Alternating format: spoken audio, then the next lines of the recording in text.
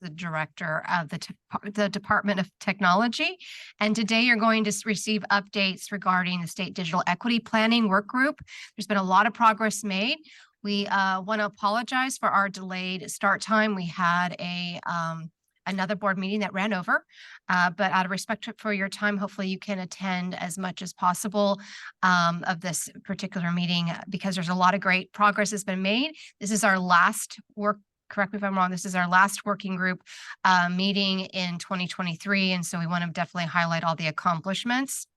As we look at several updates that we'll be receiving today, first is going to be from Scott Adams, the Deputy Director of Broadband and Digital Literacy.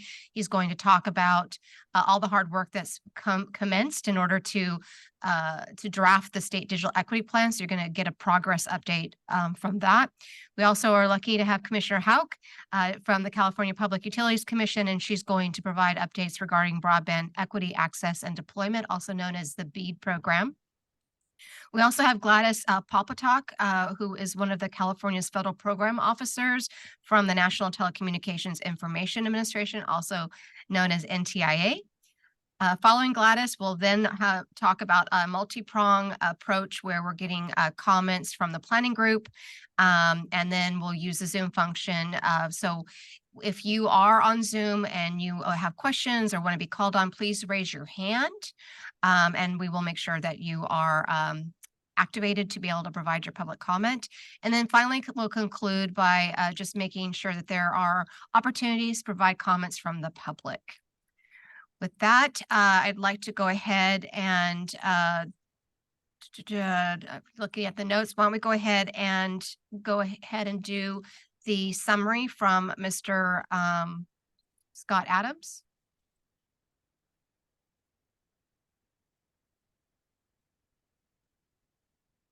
All right, Mr. Adams, do you want to go ahead and give an update?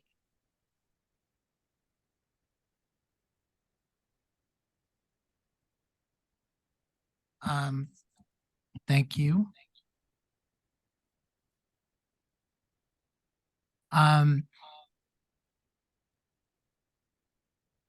I'm getting a little feedback on my computer. Let me stop that. Great. If you could go back to the preceding slide, please. And welcome everyone. Scott Adams, Deputy Director of Broadband and Digital Literacy, California Department of Technology. Wanted to give you a brief update. So now if we could go to the next slide. What we really wanted to do is highlight is that, as Director Bailey Kremen said, this is the 4th meeting of the year. The first meeting was just in January.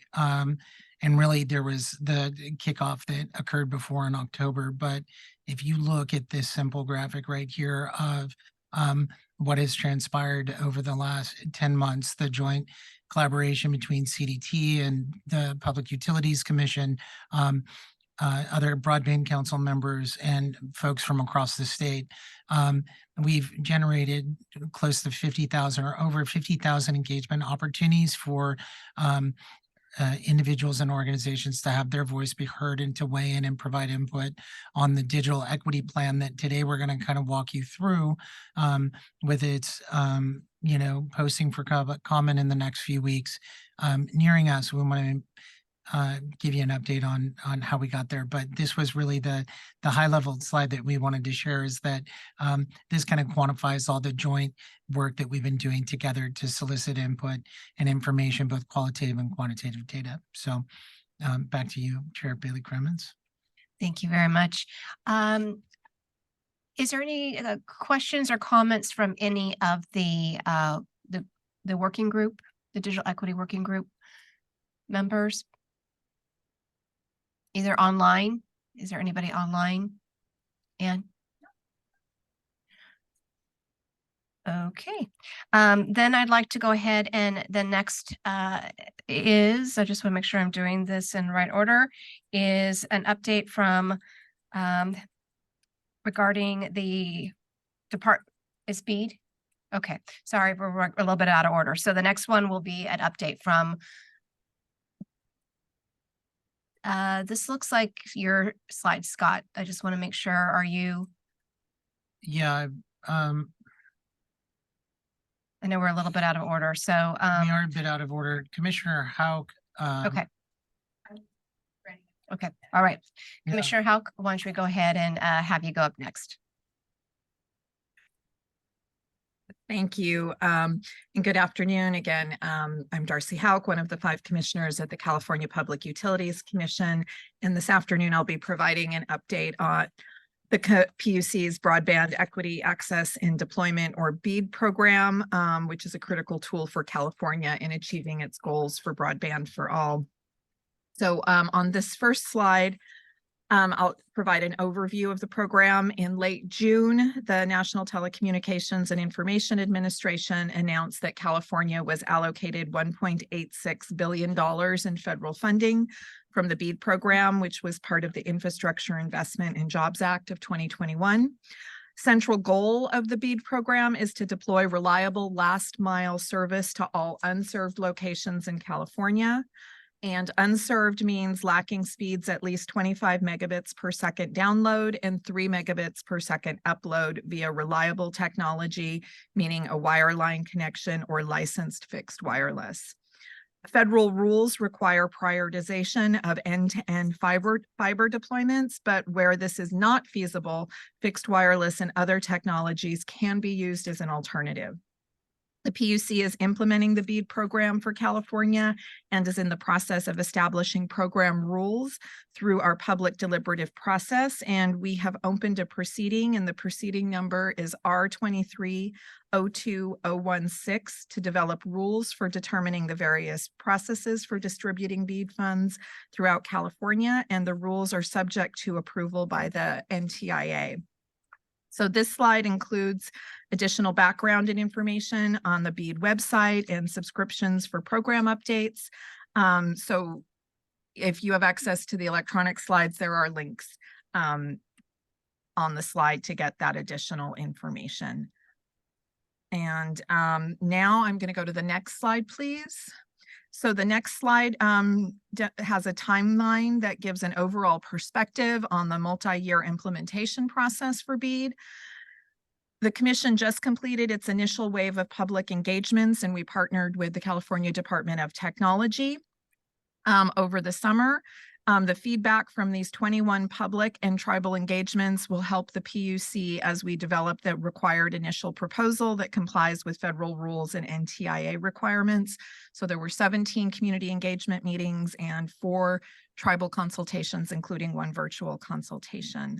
We're going to continue to coordinate with the California Department of Technology and planning outreach activities and aligning the digital equity planning with BEAD, as CDT is the designated entity for the State Digital Equity Plan, as just discussed by Deputy Director Scott Adams.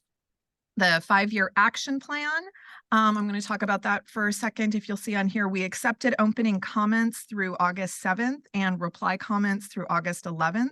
The plan and all of the comments were submitted to NTIA at the end of August. On the chart here, you'll see that from August through December, we are in the process of developing the initial proposal, which will include rules for the BEAD challenge and sub-grantee selection processes, as well as other requirements for program administration. We intend to seek input on the initial proposal from a wide set of stakeholders, as well as the broader public via written comments, a technical workshop, and public hearings and listening sessions. We will also release a draft version of the initial proposal for public comment before it is submitted to the NTIA for approval. And the initial proposal is due to NTIA by the end of 2023, which means we have a short time frame by CPUC norms to get input on many different program elements from interested entities. So I want to highlight a few things that are upcoming that are also reflected on the timeline. We'll be holding a technical workshop for parties and stakeholders tomorrow, October 26th, here in Sacramento. It will also be hybrid, so people can participate both in person and virtually. We will have 2 public virtual participation hearings that will be held on November 8th, one at 2 p.m. and one at 6 p.m. And that is for the public to be able to call in and provide comments. There'll be a transcript of that hearing, and that will be part of the administrative record for the proceeding. The staff proposal will be issued hopefully in early, we're targeting early November to issue the staff proposal, and that will inform the state's initial proposal under BEAD. And again, early November is when we're targeting release, and we'll be taking public comment on the staff proposal and reviewing and incorporating those public comments into the proposal that'll be submitted to NTAI. We'll also be holding a listening session in Southern California, and we're targeting November 28th for that date. And again, written comments will be accepted from stakeholders and the public throughout the process. And there's also a link on the docket for the proceeding where the public can put public comments directly into the docket as well.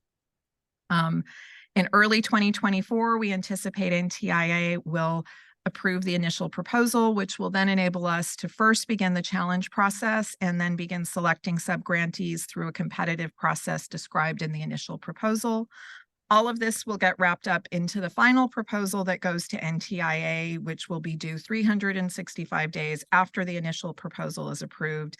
And this must all be made available for public comment before it's submitted to NTIA. So after approvals of the final proposal, the CPUC will receive the funds from the federal government and make formal awards to the proposed grantees. Concurrently, the PUC is also working on readying for the administration of this large and complex program. We're currently recruiting program staff and working on contracting to develop the systems and structures needed to implement the program. And so I know it was mentioned earlier this morning that we will be eligible for 20% of the initial funding after volume 1 is approved, and then the other 80% would be what would be awarded after the final proposal is approved.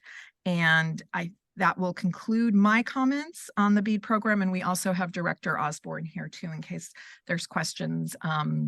He can provide technical answers and more specifics as well. Thank you, Commissioner Hauk. Are there any planning group comments, questions, either in the room or online?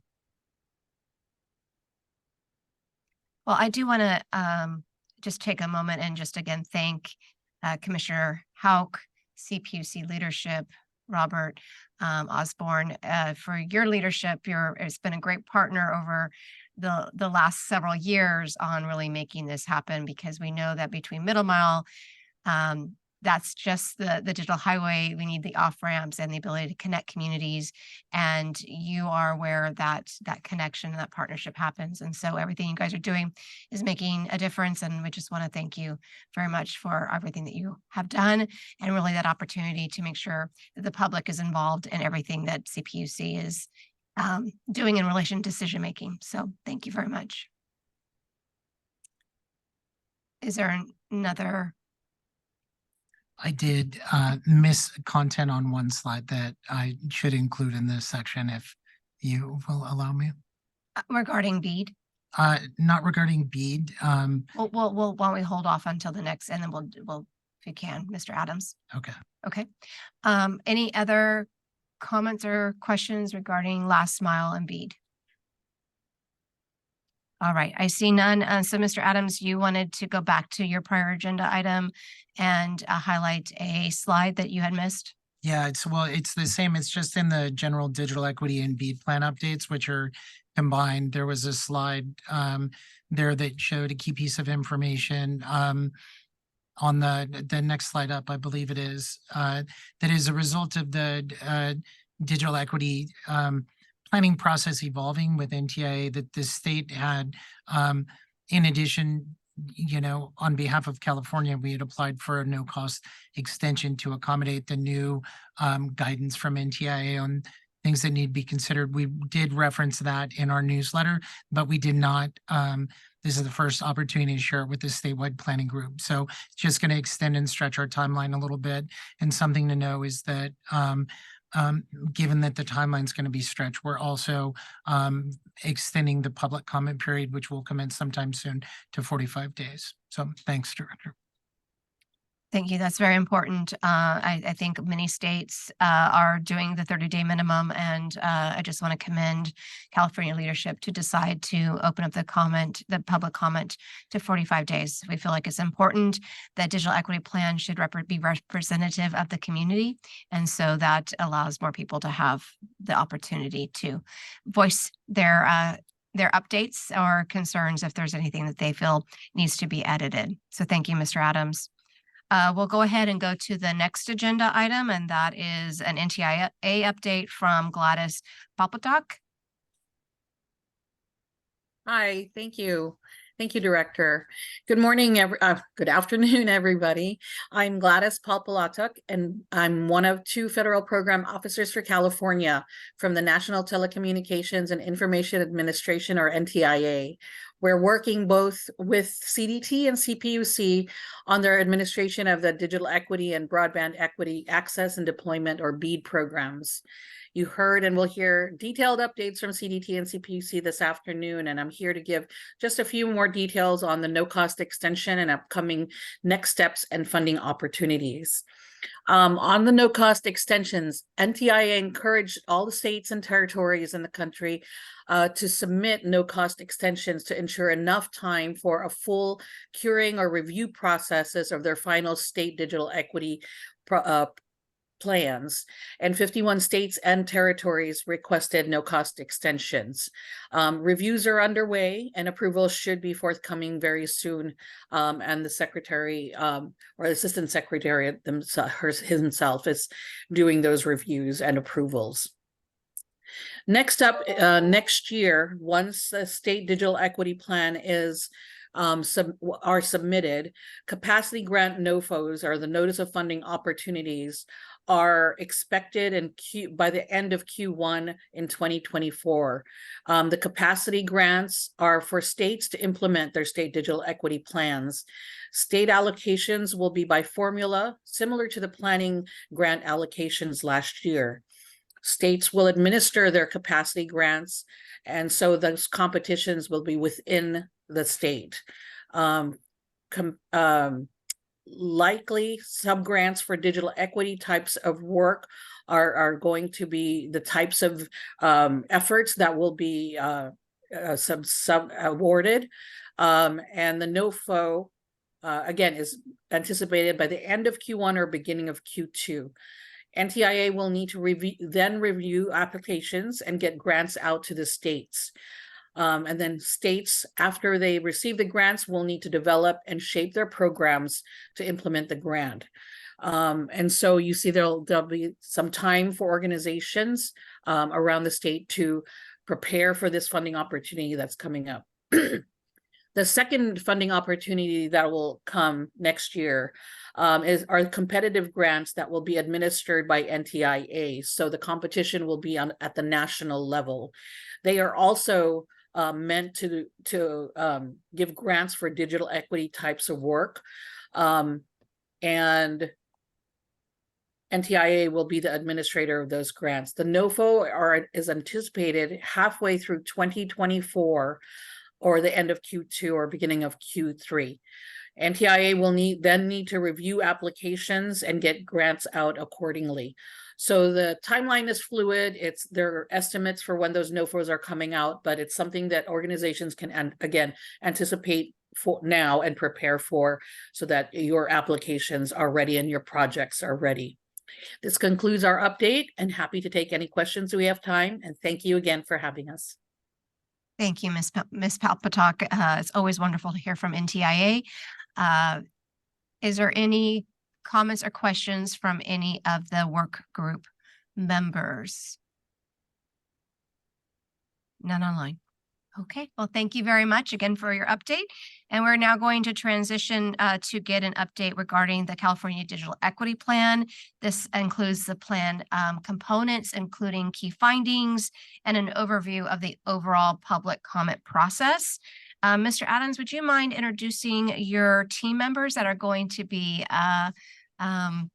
participating in this update? If you could do that for each section, you'll just introduce them as you kind of can keep going through. Yeah. Okay, thank you. Well, hello again, and as the director said, we just wanted to give folks, you can advance to the next slide, please. Um, just really an understanding of, we've done all the work of engaging and getting the qualitative and quantitative data. Now we're in the process of finishing up the draft, which we need to put out for public comment. So we wanted to remind folks of what to be looking for and how the digital equity plan came together. So what you see on the left-hand side of this screen are some of the key components of what you'll find in the digital equity plan. So vision, goals, and objectives, measurable objectives, a section on our process of engagement, stakeholder and asset inventory, needs assessment, barriers for covered populations, and implementation strategies. Want to really make sure that people are focused on what's on the right side of this screen, which are the digital equity plan is going to take all of our input, shape, how we will implement the plan, and then the capacity grants that Gladys spoke of will help the state implement those. And what will distinguish this from a lot of the other big broadband for all efforts that are going on right now is that less about infrastructure and more about the programmatic things like broadband adoption efforts, digital literacy training, digital navigation, device distribution, workforce training programs. So that's the lens through which to kind of look at the draft when it comes out. Next slide, please. What we also wanted to just kind of repurpose the or refocus the planning group and the members of the public that are here participating is that foundational to the state digital equity plan was really coming up with specific measurable objectives that are informed by all of the 5 components of the planning process. So the statewide planning group here, this was that all of government, expanding the broadband council, bringing in those key government entities at the state level that have expertise. It was the input and the really great subject matter expertise that folks brought to the 6 outcome area working groups, had 4 meetings each of those, so 24 total, but really great and rich information that informed the plan. Then there's the digital equity surveys, which you're going to hear about in more detail from Sunny McPeak and Danny Fuchs from Broadband Equity Partnership. But then the local and regional planning workshops, those were key to us getting together with residents and community leaders to not just identify barriers, but to really identify strategies from a local perspective that would work. And then ongoing public engagement, which is really summarizes a lot of different touch points that we've been able to do. So really the first slide was about, here's what the plan's going to include, here's how we're going to fund it and what can be funded. This piece is like, these are the inputs that, all informed by you all and your contributions, the contents of the plan. So next slide, please. Now this is the place where we're going to go into a little more detail on the statewide digital equity survey.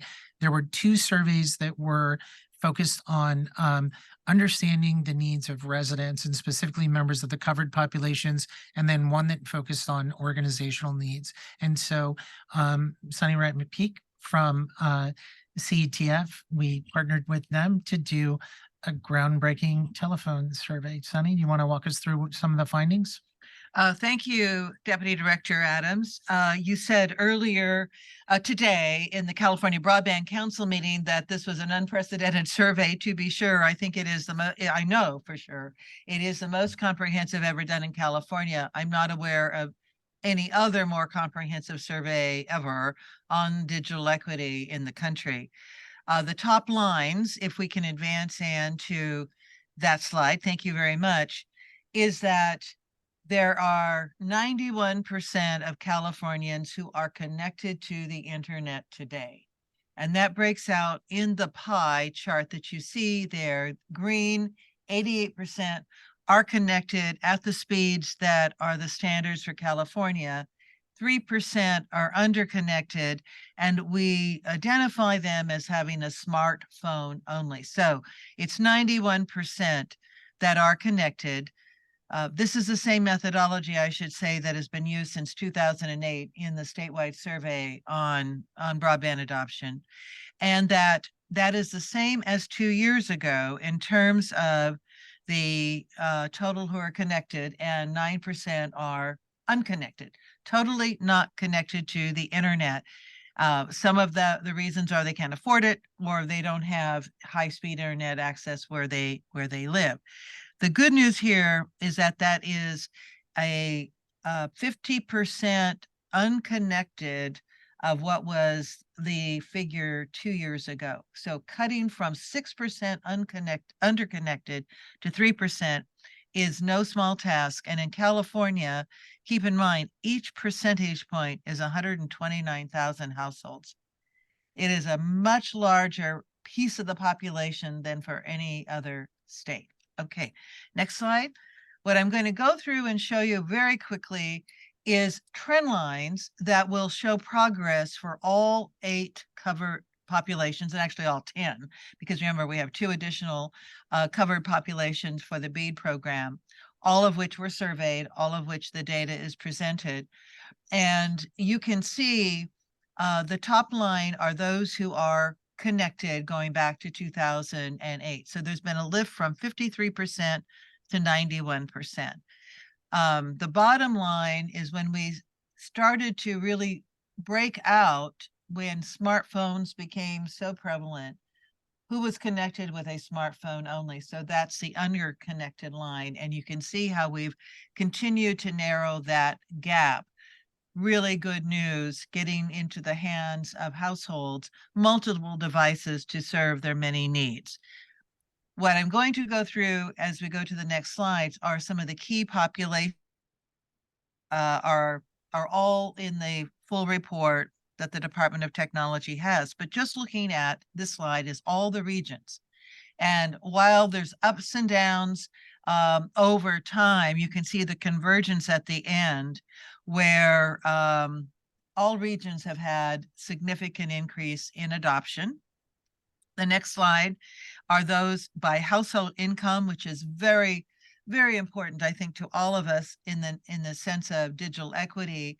The bottom trend line are those who are the lowest income. And they have actually begun to really climb and reach towards closing the digital divide in a way that is very tangible. What the next slide shows is a sobering analysis that we did with all the data as to the percentage of each covered population who's unconnected, and then aligning that to poverty. So the bottom line on all of this is there is an extraordinary association to poverty for the percentage of the populations that are the covered populations who are not connected. Therefore, if you look at those who are low income and unconnected, you will see greater percentages of every other covered population represented there, who are the segments not connected. So concentration of poverty that you can study. And the next line goes to looking at race and this back forward, and yes, to the next slide. It'll show you, there we go, the trend lines on ethnicity and minority populations, one of the 10 covered populations. Again, the previous slide showed of those who identify as one of the minority groups or ethnic populations, those who are unconnected happen to also be poor. That's what's meant by association, extraordinary overrepresentation. But the good news is, on the following slide, is that all of the populations, again, have had significant increases in adoption. But when we are talking about each covered population, we need to understand that the vulnerability economically is one of those cross-cutting demographics. And then the next slide will show you one of the population groups we have always focused on and have an overlay, whether it's an employment program or adoption program, is people with disabilities. And this is huge. So the efforts among the trusted messengers who are the primary service providers to people with disabilities, the state agencies, the Department of Rehabilitation, all of the regional agencies have done a tremendous job. You can see it is literally a gap that is about 3%, representing the overall population. And then the next slide that we have, which is the final for the statewide random digit dialing methodology, is the same question posed to all of the participants. And in this case, our performance goal was more than 3,200, and we exceeded that at 3,500, is to ask, what are the reasons why you are not connected at home with internet? And they range from, I can't afford it, to it's too complex, I'm concerned about cybersecurity, it doesn't matter to me, hardly anybody says that anymore, and I don't have access to the infrastructure. And so in the first question to everybody, you're asked, what are all the reasons? So you can have multiple choices.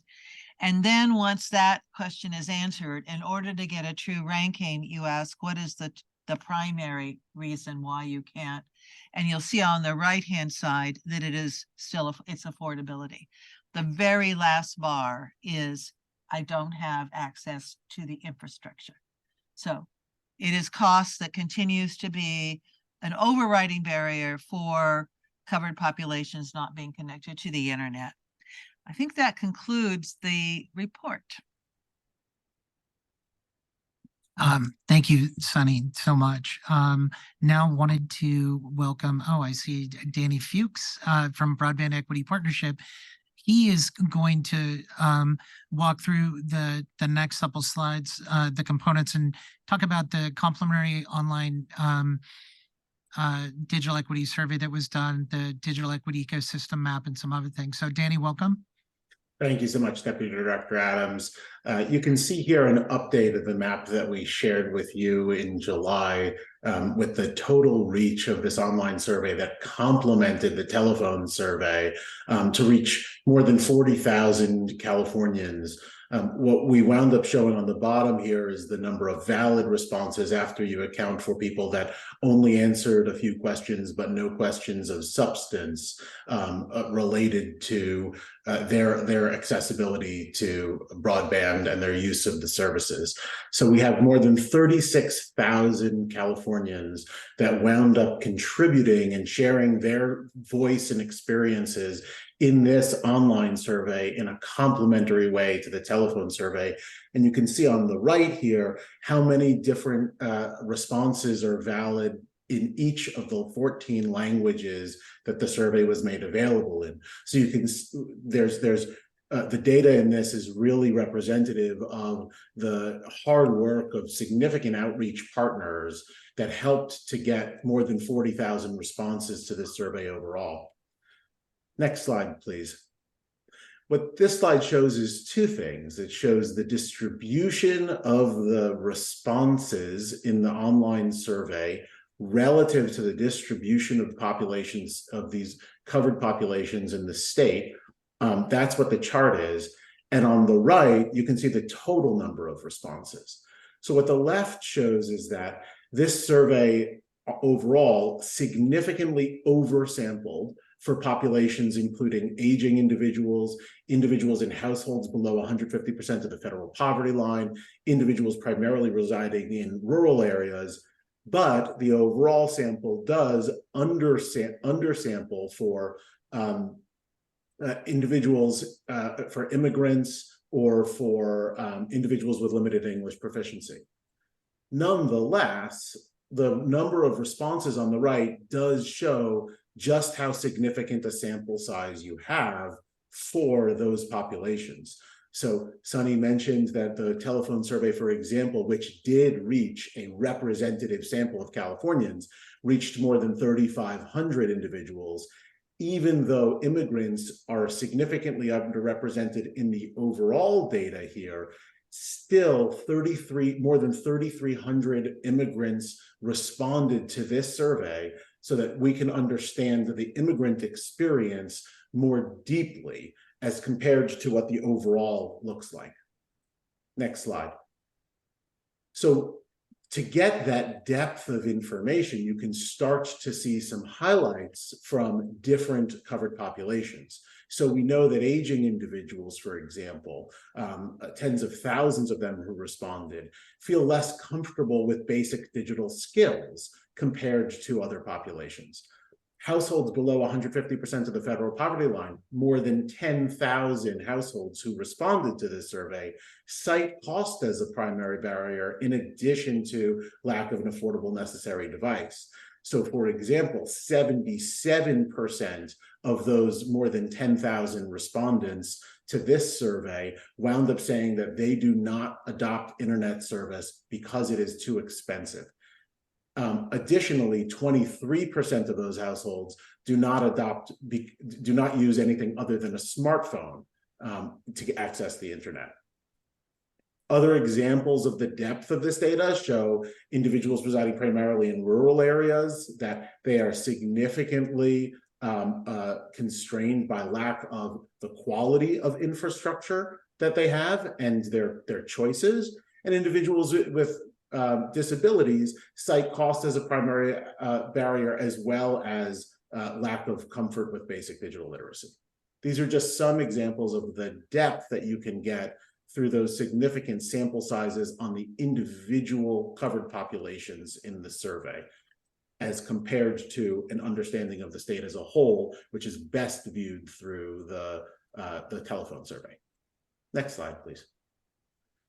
You can see in this sample that similar to the telephone survey, 88% of respondents here were connected to the internet, but different. This survey wound up reaching many more who were underconnected rather than unconnected.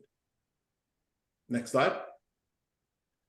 And also similar to the other survey, home internet services are too expensive is the primary reason why people are not adopting. Nonetheless, here in this sample, you wind up seeing how many are not adopting the internet because it's not available or adequate where they live. Next slide, we'll get into the digital equity ecosystem mapping. So as a part of the planning process, identifying assets and organizations and programs that are available to help address those barriers that are found in those surveys was a critical component of it. And one of the elements of understanding the assets that are available to communities was through this digital equity ecosystem mapping tool that wound up surveying more than 470 organizations and actually included more than 700 programs across the state. You can see that included community anchor institutions, government and public organizations and programs, as well as private and NGO programs through this. And the next slide will show what some of the key findings were. So 4 key themes at the top included general lack of, this should actually say funding availability. I think we talk a lot about broadband availability, but for these organizations, it's general lack of funding availability, their lack of staff and organizational capacity, the challenges of managing many different layered funding streams to deliver programs, as well as an increased program costs delivering related to without increases in funding. So issues related to funding availability and the complexity of funding for these organizations and programs is a key gap that CDT is looking to address through the statewide digital equity plan. But an additional one is this hesitancy and reluctance to enroll or participate in programs. There is an issue of trust that is a part of addressing the digital divide and ensuring in particular that low-income households can wind up enrolling in low-cost programs that are necessary to get their adoption of the internet. Back over to you, Deputy Director Adams, for the next slide. Thanks so much, Danny. And so, folks, they have kind of heard that these are the, the inputs from the surveys that you're going to see sprinkled, not sprinkled, but cited heavily throughout the digital equity plan. On the implementation strategies and key activities section, what we wanted to say is it's a long plan. It's over 100 pages. But broadly, the implementation strategies and activities can be narrowed down to these broad themes, 7 themes that were really, of strategies and activities that were elevated through the outcome area working groups and the statewide planning group and the regional workshop. So really expediting and completing existing broadband infrastructure, continuing to convene digital equity stakeholders to strengthen collaboration. We heard from people keeping these structures in place. Evolving broadband and digital equity data and maps was something we heard. Launching a California Connect Core or digital equity grant program to expand community-based digital navigation, digital inclusion programs, fund and expand existing state-managed digital inclusion programs, develop and promote digital inclusion tools and best practices, and then is something that came up in the Broadband Council meeting earlier today, an acknowledgement throughout that to support affordability and adoption, that programs like the Affordable Connectivity program were useful tools, that they're much needed given the cost that folks are paying and what they're actually receiving. But there is a need to align and either advocate for or develop another consumer subsidy program to create sustainability of affordability over the long term. And so that concludes this section. Director, if there are any questions. Thank you, Mr. Adams, and all of the presenters on this topic. I'll open it up to the working group, the planning working group, and see if there are any comments or questions. Do I see any in the room? Do we have anything online?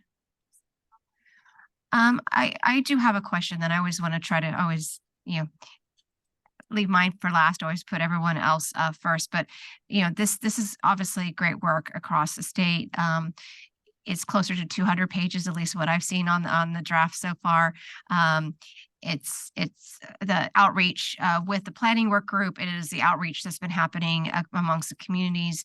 Can you remind everyone kind of, I know we're going to talk about the public comment process, but what are people going to expect from this? So one of my roles is the state CIO, and when I hear about some of this information, when we talk about more people are accessing, they're getting connected, but they're getting connected via a cell phone. Many of our services are web-based or portal-based in order to apply for some of the services within the state. And so, maybe our focus as we're thinking about the IT community, focusing on mobile first, or individuals that have fear and they need advocacy, not just customer service. And so really looking on how we can continue to bridge the gap while we're also dealing with how do we provide connectivity, affordability, and equity. So Mr. Adams, I know this is near and dear to your heart, but is there things kind of like what do you see this kind of evolving into after we've collected all this data? Oh, well, evolving into hopefully a very clear and coherent plan on how we can first demonstrate that we've understood the common and the very unique digital equity barriers for the covered populations, that we understand the impacts and communicate those through the plan about how digital equity or digital inequity creates disparate outcomes in key policy priority areas for the state, and how digital equity will empower equitable outcomes in those key policy priority areas. So folks that we've deliberately convened with around education, health, workforce and economic development, access to essential services, accessibility, civic participation, and tribal collaboration. Those were the focuses. And so what this plan is aims to do is to share with folks what we've heard and what we've learned, that this is a plan. When you take together the significant investments in infrastructure through the middle mile broadband initiative, and when they are connected to the suite of programs that the public utility is doing on last mile connectivity, that that this plan will outline how we can work with existing assets and resources that the state has to really get to digital equity and empower those outcomes. And so the question you asked about groups, there are sections about in the plan for state departments, for local agencies, about how if they're an entity providing digital services, then they are encouraged to become digital equity champions and broadband adoption champions, and some steps that they can take, both incremental and large scale, to further facilitate digital equity. Because at the end of the day, we all succeed when digital equity is achieved. Those entities that want to provide services, DMV is a great example.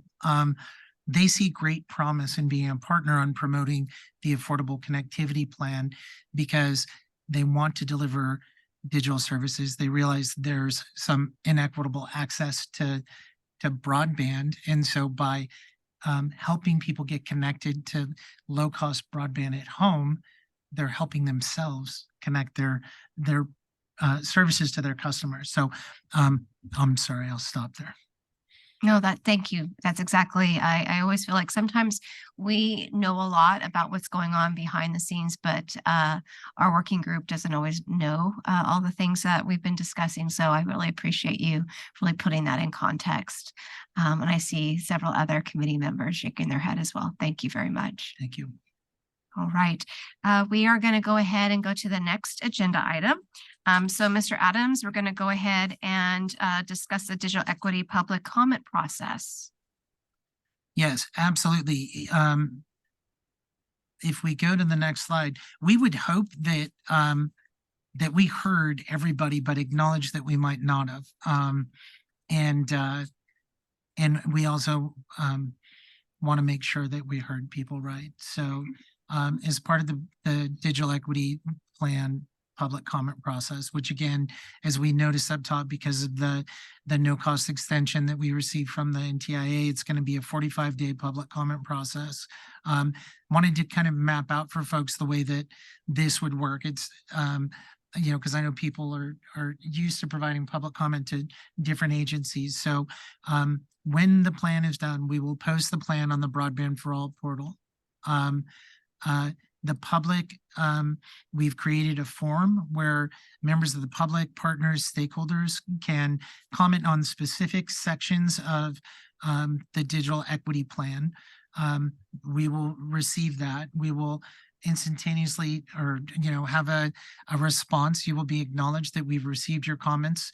We will consider comments and revise the plan as appropriate. And then we will catalog all of the public comment we've received, identify where it's been integrated into the plan, and include that in the final draft plan that we will post before we submit it to the NTIA. And the next slide. Again, I've mentioned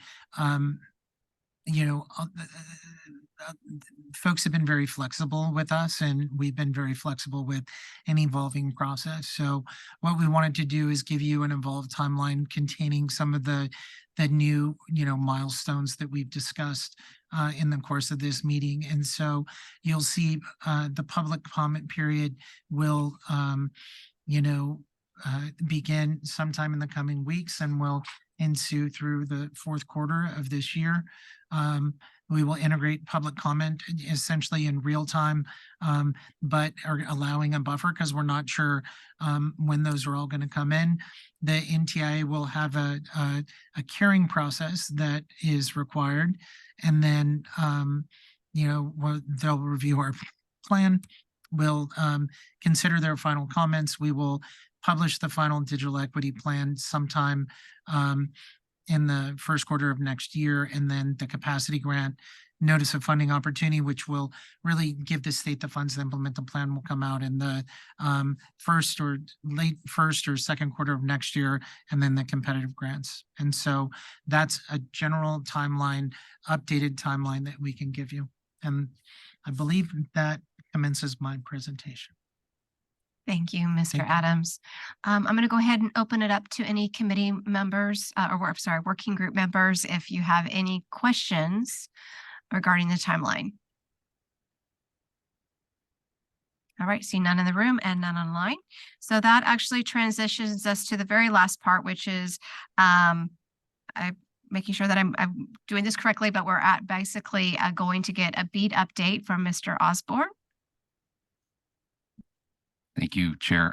So this, if you want to move to the next slide, this is actually, Commissioner Houck has already addressed this slide. I just wanted to make 3 additional points regarding the BEAD timeline. So as Commissioner Houck said earlier, the plan is to submit the initial proposal at the end of December.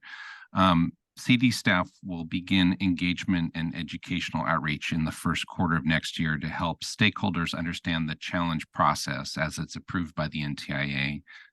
Staff will also hold similar engagements in advance of the opening of the grant window. So the grant window will open after the challenge process ends to help stakeholders understand the process of applying for a grant. And finally, staff will notify interested parties and stakeholders of how to participate in these opportunities in advance, and we'll confirm the schedule for the new year. Thank you. Clear and concise. Thank you, Mr. Osborne. Are there any additional comments or questions of Mr. Osborne regarding the BEAD program? All right, see none in the room, none online. All right, that gets us to the very last. In closing, we are going to give an opportunity for the public to answer. Basically, it's a Q&A. So, Ms. Nguyen, if you'd basically walk us through the guidelines. Of course, thank you. We will now open Q&A to all attendees. Please use your raise hand feature on Zoom or *9 if you are calling in by phone. Please limit your comments or questions to 2 minutes per entity to ensure others have a chance to participate.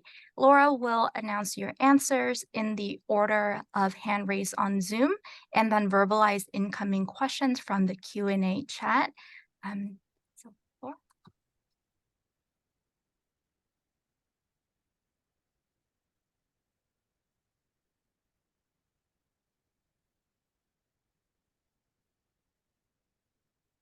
Thank you, everyone.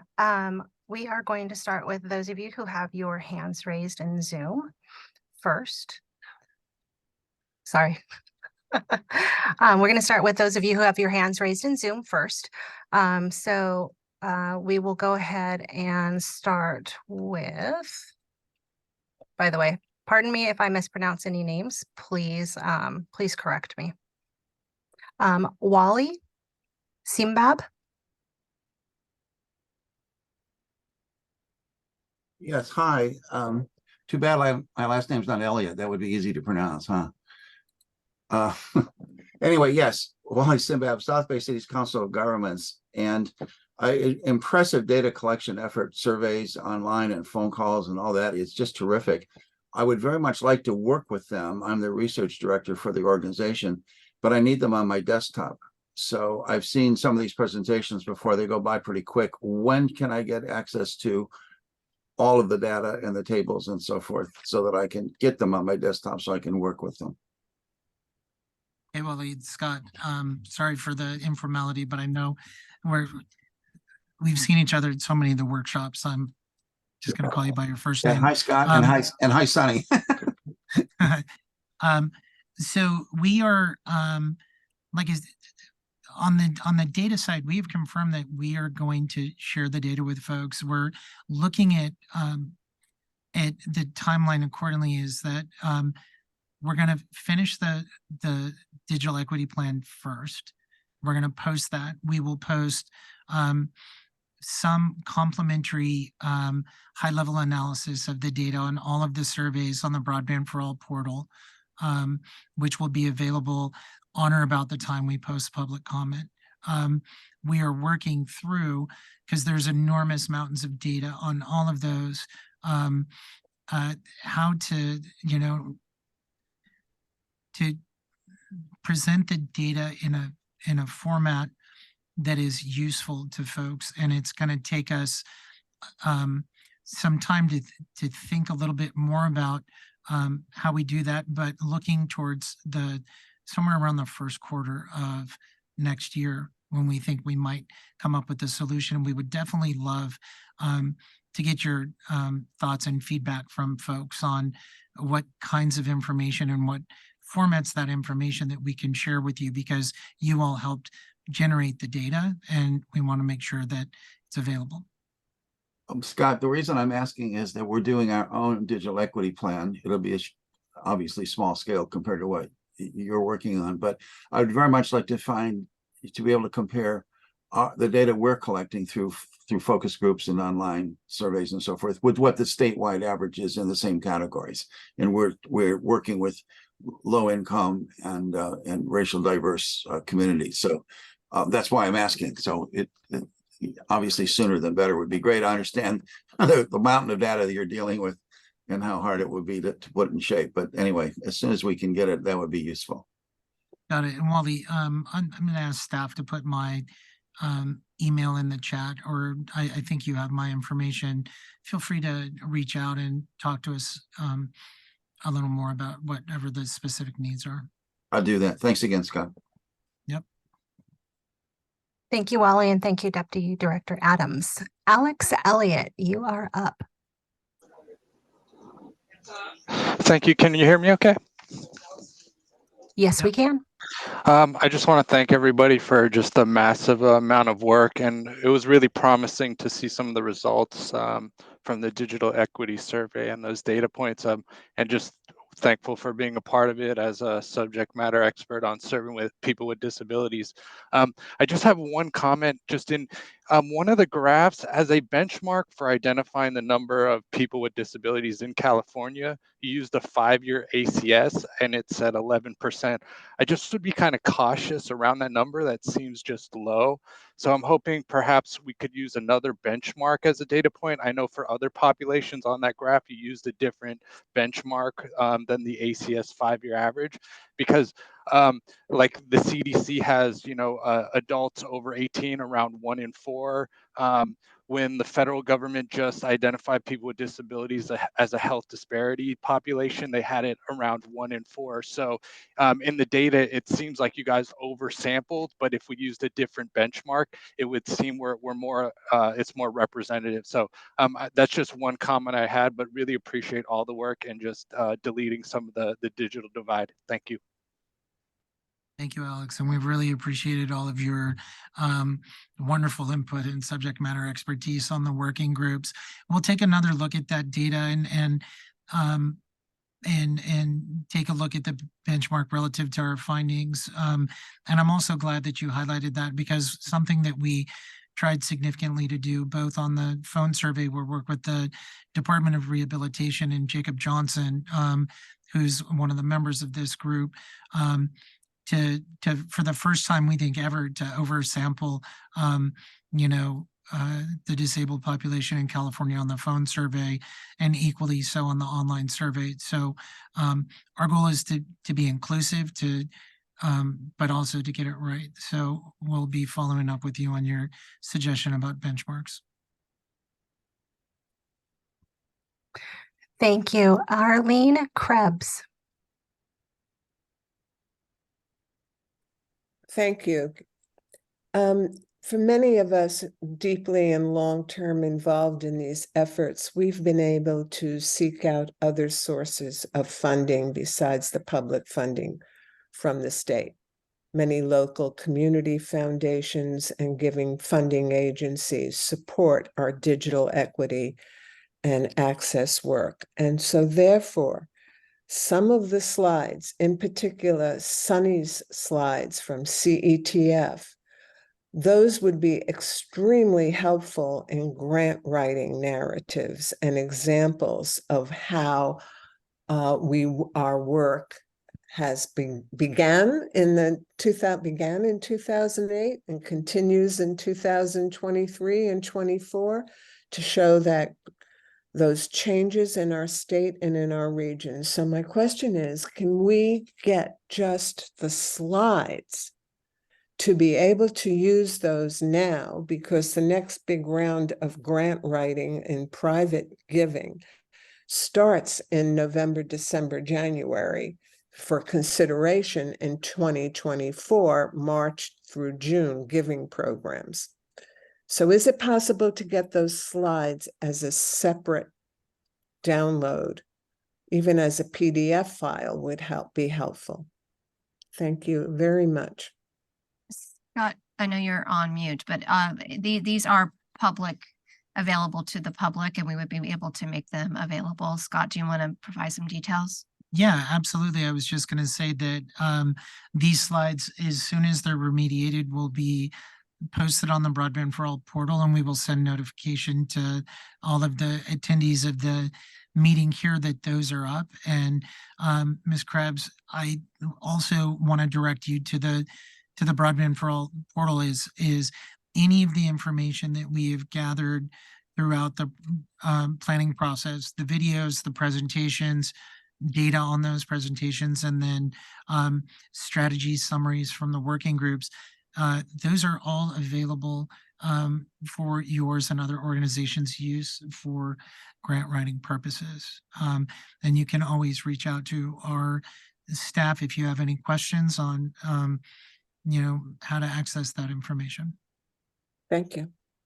You're welcome.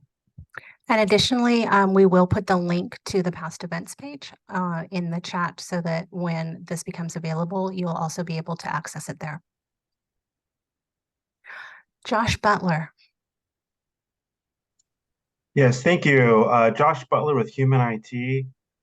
As people become connected here through the BEAD funding, I'm curious to know what percentage of that funding do you think will be available for digital literacy?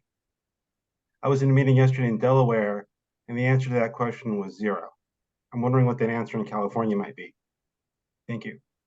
Mr. Osborne? Yes, thank you for your question. This is Rob Osborne from the CPUC. Given our estimate of the broadband need, I would say our answer is similar to Delaware's, where BEAD funding will be directed first and foremost under the NOFO has to be directed toward last mile. I don't expect that there will be money outside of last mile projects to fund other activities that are highlighted in the NOFO, but that's sort of my preliminary assessment at this point. Can I also ask Mr. Adams, I know we are looking at, as a part of the digital equity plan, there might be opportunities for additional grant dollars. I know you are over the Office of Broadband and Digital Literacy. So that is something that's very passionate as he was talking about digital literacy. Is there anything you want to say about the question?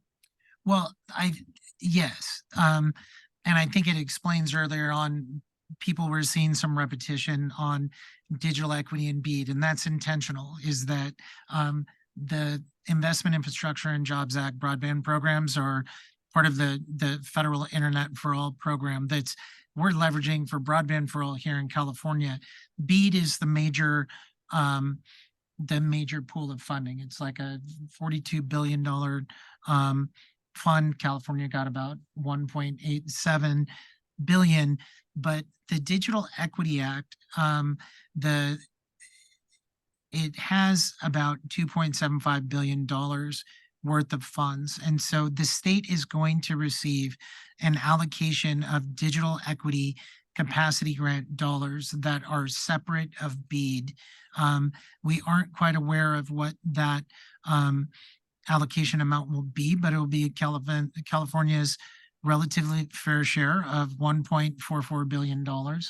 And those funds will be used to implement the digital equity plan and really are designed to work hand in hand with the existing programs that CPUC is already doing. And that's part of why coordination between our two entities throughout the process and, before and thereafter is so important. And I'm looking at Commissioner Howe because I know she's looking at me, that I should also mention that the CPC has existing programs in place that address digital equity. So we have, through the California Advanced Services Fund, the adoption account, we have the public housing account, and through those programs, we funded a large number of digital equity activities to connect Californians, to teach them digital navigation skills, and then also free Wi-Fi in public housing. So those programs have been in place, and those programs continue to accept applications from CBOs. Yeah, thank you, Rob, for making that comment. And I'm going to apologize that I have another commitment at 3 o'clock, but Director Osborne will be here and will be able to answer questions. And I will check with him after the meeting to get an update on any of the comments, if that's okay, Chair. That is absolutely okay. Thank you, Commissioner Houck, for your participation. Thank you, everyone. Teresa Valenzuela. Hi, Teresa here with San Diego Futures Foundation. I have a question for you. We participate, we're in partnership with the city of San Diego. We go into the libraries and we provide digital literacy services to our customers. What we're finding is they're more in need at times for the help desk technicians. So I'm curious to know if your digital equity plans includes on-site help desk technicians or the right to repair. Hi, Teresa. It's good to see you again. Hey, how's it going? Good. So part of here in California, we had Assembly Bill 2750, which went a little further than other states did, and where the legislature designated, which department was going to develop the digital equity plan. And part of what they had asked us to do through that legislation was to survey the digital navigation services that were going on throughout the state of California. We, through the digital equity ecosystem mapping tool, and the surveys, we've identified there's a host of needs that are that could be addressed by digital navigation, and there's a need to kind of call out what digital navigation is. Is it broadband adoption? Is it digital literacy training? Is it ongoing technical support? Is it remote or online? And so we've tried to keep the approach in the draft digital equity plan broad about developing just a grant program that would have the flexibility to provide grants to a number of folks. But really, those are the kind of things that we'd be looking for you all to provide public comment on in the draft plan and help us hone and refine the final draft based on, what you all feel the need will be for the state to best empower your organizations and your community.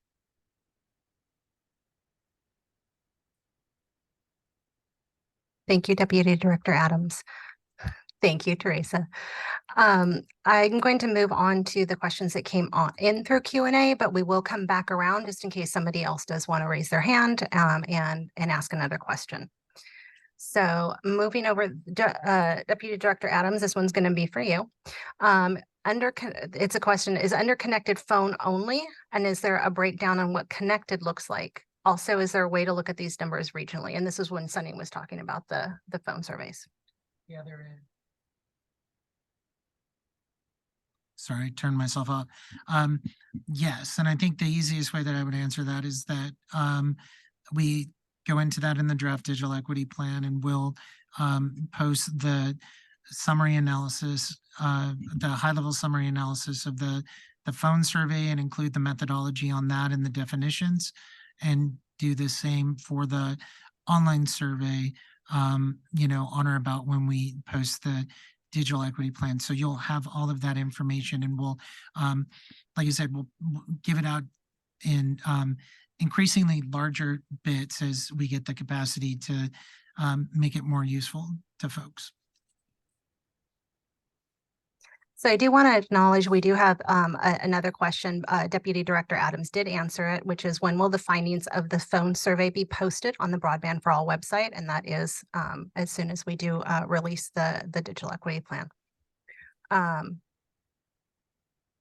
go back and double check. Laura, this. just the clarification. So when we release the digital equity plan, there will be a high level summary and analysis of the surveys. But if want to be sure that we're being clear on the expectations of the community, that there has been an expressed desire for folks to get, you know, larger, you know, data at regional levels. And for that, it's going to take some time, and we don't envision we're going to be sharing that level of information until after the public comment period, at least until the first quarter of next year. Thank you. We have a additional question that came in. How soon will the recording of this meeting be available? It will be made available on the Broadband for All website once it is remediated, and then it will be posted in the past events page. Having in mind the incarcerated individuals, will there be an option to submit comments on the plan in writing, or are those gathered online only?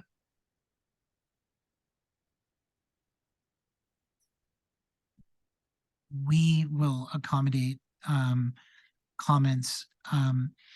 However, it's, you know, most easily done for folks given where they are and what their constraints are. We created the online form to help us, given how extensive the engagement is. We have to manage our staff and our flow to accommodate those. So I think, you know, obviously we welcome public comment in any format. We would prefer online, and for incarcerated folks, we were constrained by the, because this is a federal grant, there was a human subject research constraints that did not allow us to survey incarcerated folks. I mean, we've worked with a lot of great nonprofits to hear from the justice involved community and advocates for justice involved community. And we would really like to hear from justice involved individuals. So our office is happy to work with you all to figure out a way to receive comments that may come from that particular group. Thank you. I'm going to pause for just a moment to make sure that there isn't anyone else who wants to raise their hand. I did check. We don't have any callers today. So just give a moment in case anyone wants to ask one more question.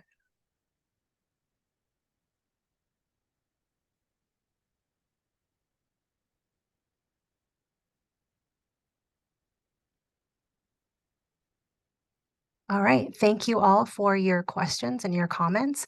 Madam Chair, I'm going to turn it back over to you. Thank you, Laura.